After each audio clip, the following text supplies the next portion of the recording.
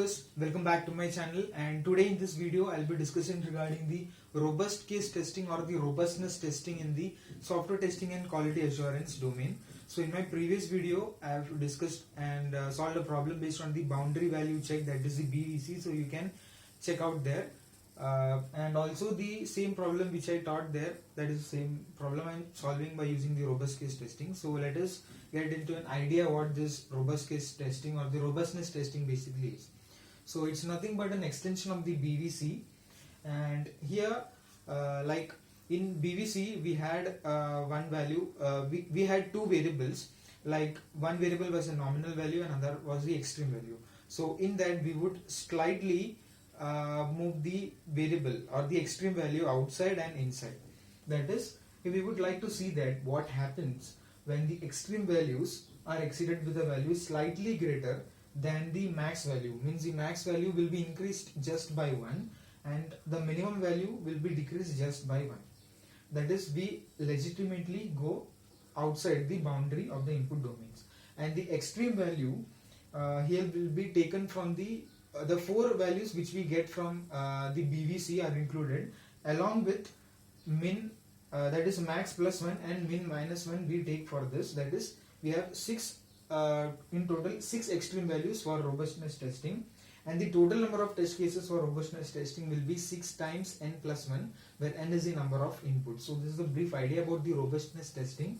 Let us move on to the problem for solving this.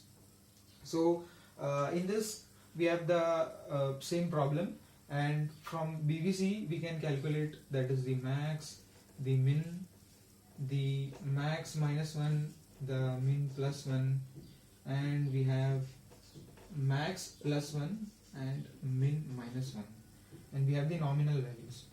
So we'll write it. So first for A we have 10, then 1, then max minus is 9, min plus 1 is 2, max plus 1 will be 11, and min minus 1 will be 0.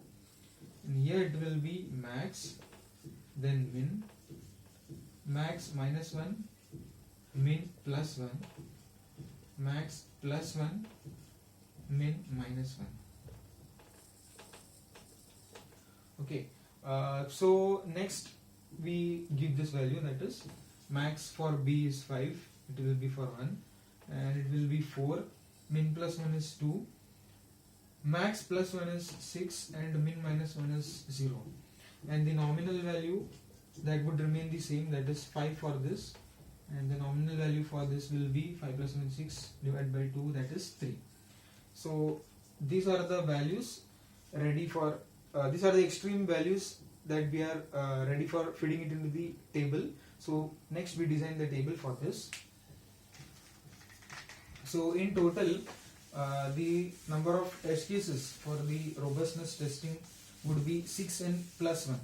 So we calculate those test cases by 6n plus 1 given by 6 into 2 plus 1, that will be 13 number of test cases. So here it will be the test case number, the A, the B, and the A raised to B, that is the output value. So we design it as 001, 002, 003, 004, 005, 006, 007, 008, 009, 010, 011, 012, 013. So from 1 to 13 we have the 13 number of test cases, and we have the A, B, and A raised to B columns yet to be filled. So how to fill this? So in our BVC I filled the very first 4 values by using the nominal value. So in this we have to fill the very first 6 values with the nominal value. That is, for A we will fill it with 5, 5, 5, and 5, 5, and 5. And next we have to copy this 10, 1, 9 to 11, 10, 1, 9, 2, 11, and we have this nominal value, that is 5.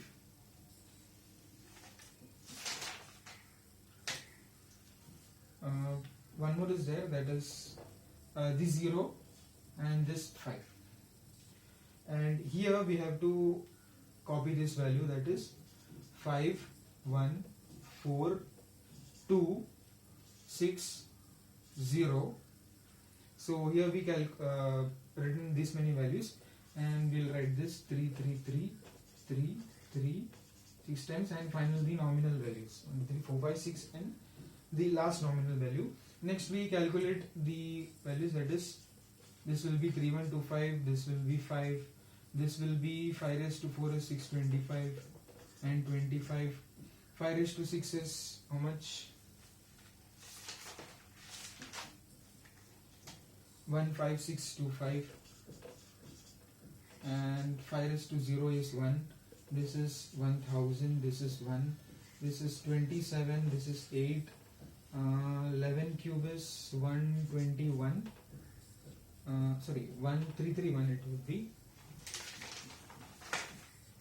Yeah, it would be 1331. And 0 cube it is 0, and 5 cube it is 125. So the calculations are a bit complex. When the index power raises to a substantial level, then you have to calculate this accordingly. So that's just a matter of computation. You can easily solve by using the calculators which you have. No need to just think and count. So this is all about the robustness testing in the boundary value check. It's an extension of this. So this is all about the robustness testing in software testing and quality assurance. So hope you enjoyed this video. If you found this video helpful, please hit the like button, and if you haven't subscribed to my channel, please subscribe. Thanks for watching this video. If you have any queries or comments, please put it in the comment box below.